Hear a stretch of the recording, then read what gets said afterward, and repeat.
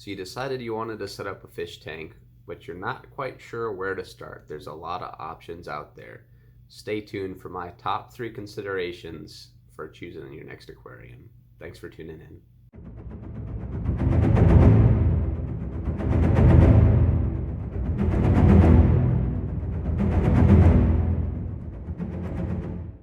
Hello, welcome to All Things Fish. I'm Mike, and today we're going to talk about the first step of setting up an aquarium, your first fish tank, or maybe you just want to set up another fish tank and you're not quite sure which direction you want to go with it. Here are my top 3 considerations to think about when you're setting up a fish tank. And the first one's going to be your goal. The number one thing to think about is why you want to set up a fish tank and what you actually want to get out of it. Is this a tank that you want to set up as freshwater? Maybe you want to breed some freshwater fish. Maybe it's just some entertainment for your kids, a nice decoration in the house. Perhaps you want to get into planted aquascaping. Maybe you just want to breed fish with it. Those are all things that'll play a factor in your decision.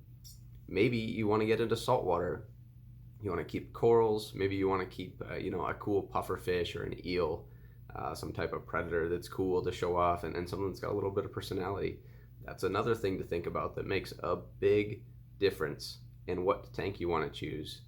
If you're just breeding fish, maybe you can get away with something a little bit smaller than what that normally fish might be kept in, just because you're going to be doing a little more maintenance and keeping you might keep some particular parameters, and a smaller volume is easier to control. Perhaps you want a nice big aquascape that's got a lot of depth to it from front to back, a lot of length to it, a lot of room for those fish to swim in.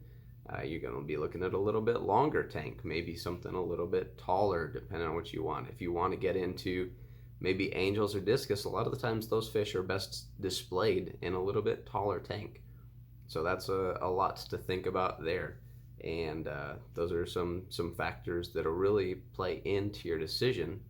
And a lot of your goals, maybe they're influenced. Maybe you saw a certain fish when you went to a public aquarium or a friend's house or a local fish shop.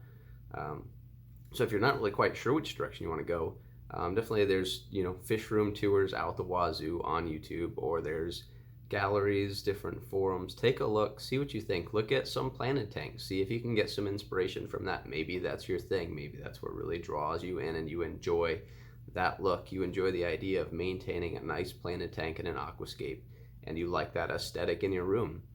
Perhaps you're more into the brighter and more exotic type colored fish and corals of a saltwater tank.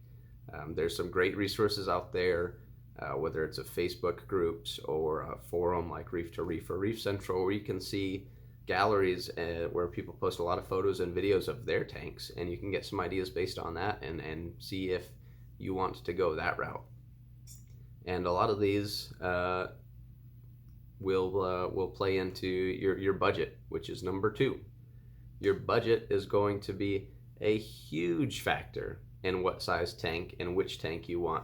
If you like the aesthetic and the look of a wave front tank or a boat front tank, you might have to shell out a little bit more money for that specific tank.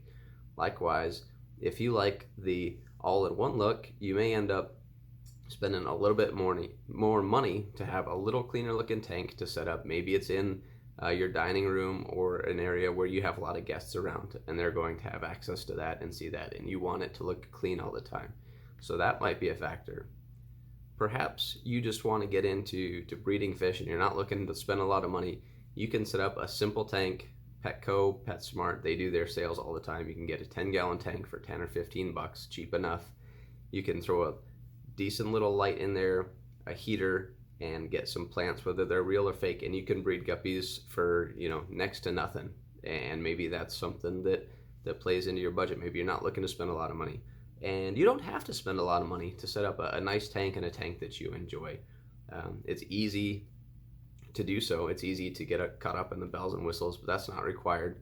And if you have the budget to do so and to buy high-end equipment that has a few more features and some more toys to it, then great. But you do need to factor that into your tank selection, because the tank itself is actually usually the cheap part. Even when you get into the bigger tanks, 125s, 180s, custom acrylics. The tank's going to be expensive, but a lot of the actual cost of setting up the tank initially is going to be in your equipment, not so much your tank itself. So things to think about there. A bigger tank's going to require a bigger filter, whether that's a sump filtration system, a canister filter, multiple hang-on back filters. So a bigger tank comes with a bigger price tag. It also comes with additional expenses in filtration, lighting, substrate, water, maintenance itself. You're going to be spending, a little extra money to run it based on your electricity, a little extra money in water changes. I know water is usually cheap, but that's something that a lot of people don't think about is those little extra things that you need to fit into your budget. Number 3 is location. Where is this tank going to go? Like I mentioned earlier, maybe this tank's going to go in a common area where you have a lot of company over and you want it to look nice. Perhaps you want something like a BioCube style or some of the all-in-one systems where it's very compact, they're generally sleek, they look nice, they're fairly easy to maintain, and it's something that people can look at and it looks like it's part of the room. There's a lot of stands out there that nowadays, whether you build it yourself or whether you purchase it, that are actually designed quite nice and look like a very nice piece of furniture. That might be something that you need to consider. Going back to your budget, if you want a nice looking stand, that needs to play into your budget because that's going to cost you a few extra bucks even if you make it yourself. You can make one cheap out of 2x4s, but your wife or your husband might not exactly appreciate the aesthetic of just 2x4s in your living room. So you need to consider where it's going to go. An additional factor is you might be limited on tank size based on where it's going to go. If your location, if you live in an apartment, maybe your apartment complex manager says no tanks over 20 gallons. Okay, that limits you on size, and now you have a smaller selection of tanks to choose from. If you're not limited on size, perhaps you live in like a modular type home or a constructed home that may have some floor limits, or maybe you live in an older house.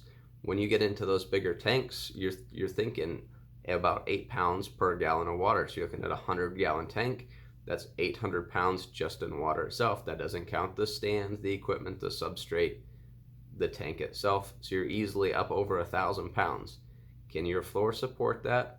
Most can, but maybe you're getting into a little bit bigger tanks, or like I said, maybe you have an older house or a house that might be constructed to the point where it may not be able to support that load based on the floor space that it's going to occupy. With that in mind, shape plays a big factor into it as well, based on where it's going. You may have a great location where you want an L-shaped tank, and that can be done. There's a lot of acrylic manufacturers out there that do a lot of custom work. So shape, you can do hexagons, you can do semicircles, rectangles, cubes, and that plays into the amount of space that you have available to place the tank in. Again, going back to your budget, if you want to fill a large space, you're going to have to open your wallet, and that's just something that is going to set you back a little bit more in the initial setup. So these are just some things that I like to think about generally when I'm considering setting up my next tank. Perhaps it's not even just setting up your first tank, it's setting up any tank. Your next tank, where's your next tank going to go? How much do you want to spend on it? What do you want to get out of that tank? Are you going to breed in that tank? Are you going to set it up as a display? Do you want it to look really nice? Is it going to be in a common place or somewhere where it's in a working fish room, so you don't need something that's super fancy looking? And of course, there's other factors out there, but these are my top 3 considerations to think about when setting up a new fish tank. What do you think about when you're looking for a new tank or setting up? What are some questions that you might have about initially choosing a tank, whether it's size, glass versus acrylic? That's another option to think about. Which do you prefer? Would you rather have a glass tank? Would you rather have an acrylic tank? Are you not sure what the difference is? If so, comment down below. Let me know what you think, what you'd like to know about. Maybe you have a question, feel free to ask. I'll gladly answer all the comments. I love getting them.